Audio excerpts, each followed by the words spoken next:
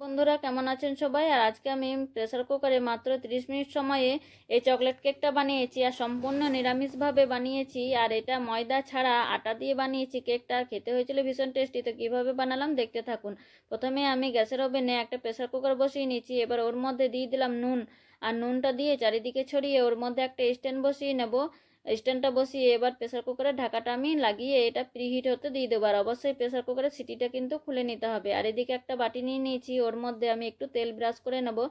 আর দিয়ে দিলাম এর মধ্যে একটা সাদা পেপারটার ওপরও একটু তেল ব্রাশ করে নিয়েছি। এটাতে আমি কেকটা বানাবো। আর বাটার পেপার না থাকলেও চলবে, এভাবে কেক বানালেও বেশ ভালো হয়। এবার একটা অন্য জায়গা নিয়ে নিয়েছি, ওর মধ্যে একটা ছাননি বসিয়ে নিয়েছি।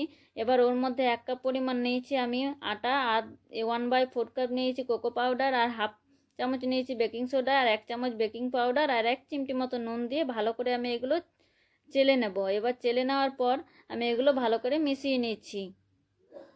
আর চেলে নিলে কি হয়, কেকটা বেশ ভালো হয়। অবশ্যই চেলে নিতে হবে। আর অন্য একটা বাটিতে 1/2 কাপ নিয়েছি আমি চিনির গুঁড়ো, আর 1/4 কাপ নিয়েছি আমি এখানে সাদা তেল, আর 1/2 কাপ নিয়েছি দুধ। আর দুধটা কিন্তু রুম টেম্পারেচারের দুধ। আর এখানে 1 চামচ নিয়েছি ভিনিগার। আর এগুলো দিয়ে ভালো করে আমি এটা মিশিয়ে নেব। আর মিশিয়ে নিয়ে এবার আমি কেকের ব্যাটারটা তৈরি করে নেব। তো এবার আটার মধ্যে আমি একটু একটু করে এই মিশ্রণটা দিয়ে কেকের ব্যাটারটা তৈরি করে নিচ্ছি।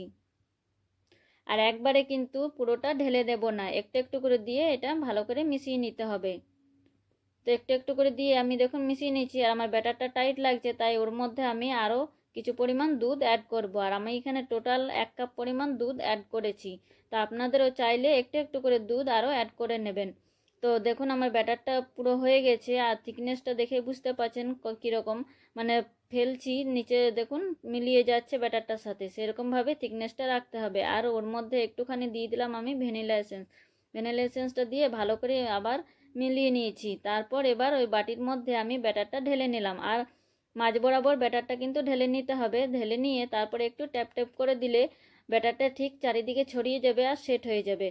এবার ওর মধ্যে আমি কিছু টুটি ফুটি ছড়িয়ে নিচ্ছি। আর টুটি ফুটিটা আমি আগে দিতে ভুলে গেছি, তাই ওপর থেকে ছড়িয়ে নিলাম।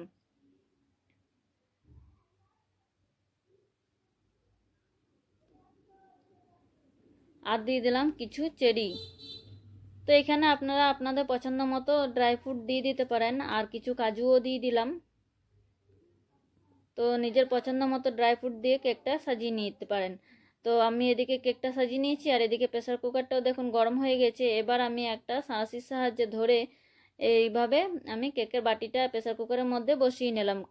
খুব সাবধানে বসাতে হবে, কারণ প্রেসার কুকারটা তো অনেক গরম হয়ে আছে। তারপর এটা আমি পুরো 30 মিনিট হতে দিয়েছিলাম। 30 মিনিট পর খুলে আমি দেখে নিচ্ছি একটা কাঠি দিয়ে যে আমার কেকটা হয়েছে কিনা। দেখুন কাঠিটার মধ্যে একটুও লেগে আসেনি, তখন জানবেন যে কেকটা আমার হয়ে গেছে। দেখুন ফুলেছে কত সুন্দর কেকটা।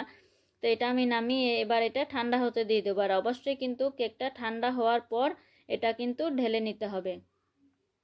তো ঢাকা দিয়ে এটা আমি ঠান্ডা হতে দিয়ে দিয়েছি। আর সম্পূর্ণ আমার ঠান্ডা হয়ে যাওয়ার পর কেকটা আমি এখানে বের করে নিচ্ছি। কেকটা কত সুন্দর অনায়াসে বেরিয়ে আসবে, একটুখানি বাটিটার মধ্যে টোকা দিলেই কত সুন্দর কেকটা বেরিয়ে এলো। আর বাটার পেপারটাও আমি উঠিয়ে নিয়েছি, আর কেটেও দেখাচ্ছি কেকটা। দেখুন কত সুন্দর হয়েছে। আর ওপর থেকে দেখে ভীষণ ভালো লাগছে, কালারটাও ভীষণ ভালো হয়েছে কেকটার। আর আমার বাচ্চাদের তো খুবই পছন্দ হয়েছে। আর তা আপনারাও এভাবে কেক বাড়িতে বানিয়ে নিতে পারেন। তা আজকে আমার রেসিপি কেমন লাগলো অবশ্যই জানাবেন। আর খেতেও হয়েছিল ভীষণ টেস্টি কেকটা।